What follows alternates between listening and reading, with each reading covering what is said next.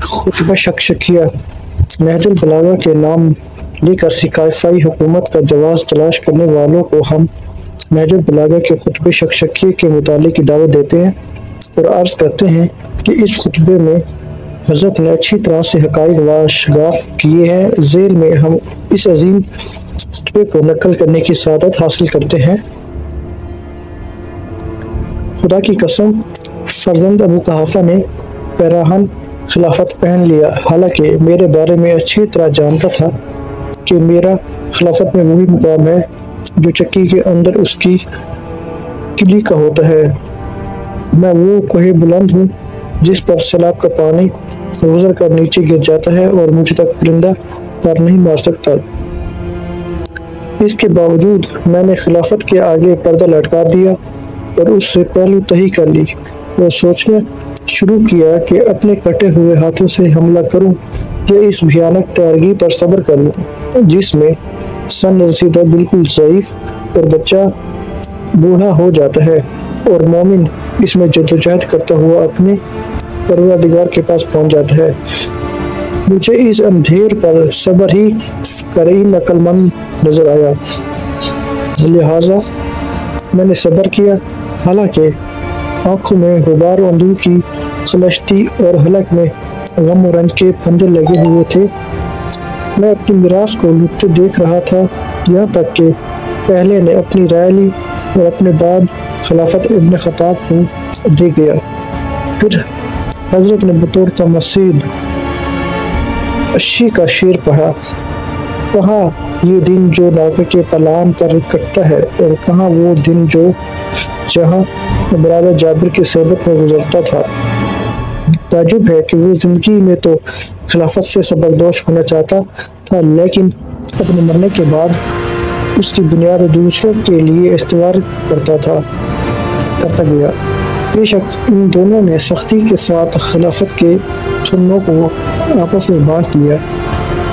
اس نے خلافت کو ایک سخت و درشت محل میں رکھ دیا جس کے چرچے کاری تھے، جس کو چھو کر بھی درشتی محسوس ہوتی تھی، جہاں بات بات میں ٹھوکر کھانا اور پھر عذر کرنا تھا، جس کا اس سے سابقہ پڑے وہ ایسا ہے جیسے سرکشی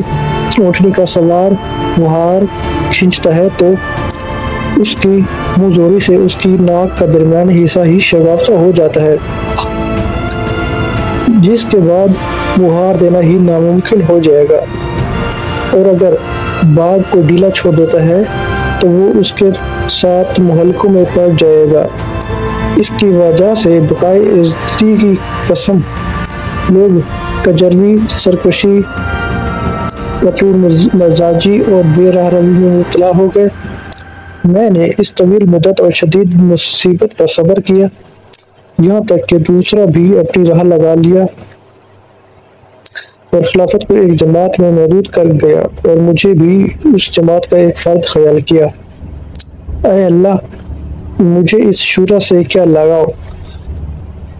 ان سب کے پہلے کے مقابلے ہی میں میرے استحقاق و فضیلت میں کب شک تھا جو اب ان لوگوں میں سے ہی بھی شامل کر لیا گیا ہوں، مگر میں نے یہ طریقہ اختیار کر لیا تھا کہ جب وہ زمین کے نزدیک ہو کر پرواز کرنے لگے تو میں نے بھی اسی طرح کرنے لگوں، اور جب وہ اونچے ہو کر اڑنے لگے تو میں بھی اسی طرح پرواز کروں، یعنی حتی الامکان کسی نہ کسی صورت سے نباہ کرتا رہوں۔ ان میں سے ایک شخص کو کینہ و عناد کی وجہ سے منحرف ہو گیا اور دوسرا دمادی اور بغض ناگفتہ باتوں کی وجہ سے ادھر جھک گیا، یہاں تک کہ اس قوم میں تیسرا شخص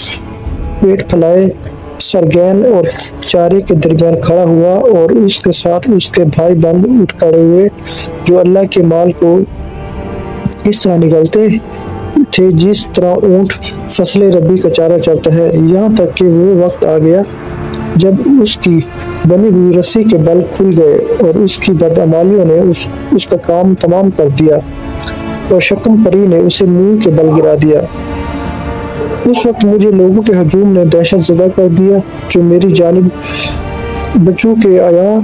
کی طرح ہر طرف سے लगाताر बढ़ रहा था, यहाँ तक कि आलम ये हुआ कि हसन और हुसैन कुचले जा रहे थे और मेरी रिदा के दोनों किनारे हट गए थे।